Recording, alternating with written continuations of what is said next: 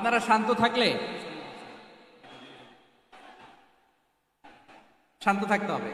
এইভাবে সাউন্ড নাই, এই নাই, এই বলতে বলতে আমার সময়ও নাই, উঠে যেতে হবে। এগুলো বোকামি। এই বিভাগীয় প্রোগ্রামগুলোতে যাই, চিৎকার চেঁচামেচি করে তোমরা আসো, সময় শেষ, আমাকে উঠে যেতে হয়। আমরা তো বঞ্চিত হলাম। গুরুত্বপূর্ণ অনেক কথা শোনাবো তোমাদের, অনেক। প্রিয় ভাইরা, আপনারা শান্ত হয়ে বসুন, শান্ত হয়ে। রব্বুল আলামিন বলেন, খবরদার বিশ্বাসীরা, আল্লাহ ছাড়া যারা অন্যান্য উপাস্যদেরকে ডাকে, দেবতাদেরকে ডাকে, তাদেরকে তোমরা গালি দিও না।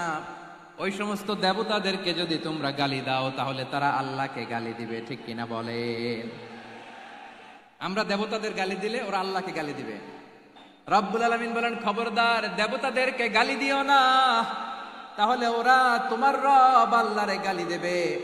প্রতিটি জাতির জন্য তাদের কাজকে আমি আল্লাহ সুশোভিত করে রেখেছি। তারা সবাই একদিন আমার কাছেই ফিরে আসবে। এরপর আমি রব্বুল আলামিন তাদের আমলনামা তাদেরকে জানিয়ে দেব। সুবহানাল্লাহ পড়ে। প্রিয় ভাইয়েরা, আল্লাহ তাআলা বলেছেন, খবরদার গালি দিও না। আদেশটা কার? আওয়াজ করে বলেন তো। হিন্দুদের দেবতা দেবদেবীদেরকে গালি দেওয়া যাবে না। আওয়াজ করে বলুন প্রিয় ভাইরা, এই আদেশটা কার?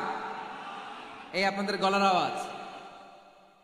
অন্য ধর্মের দেবতাদেরকে যে গালি দেওয়া যাবে না, এই আদেশটা কার? আরো জোরে বলুন, কার? গালি দিবেন কোন দেবতাকে? দিবেন? যদি দেন তাহলে ওরা আল্লাহরে গালি দিবে। তাহলে আল্লাহরে গালি খাওয়াইলো কে? আপনি, ঠিক কিনা বলেন?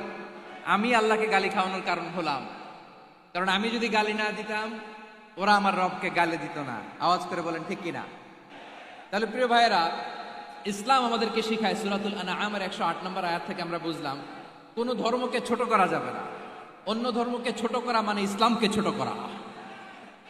অন্য ধর্মের দেবতাকে গালি দেওয়া মানে আল্লাহকে গালি খাওয়ানো। আওয়াজ করে বলেন ঠিক কিনা?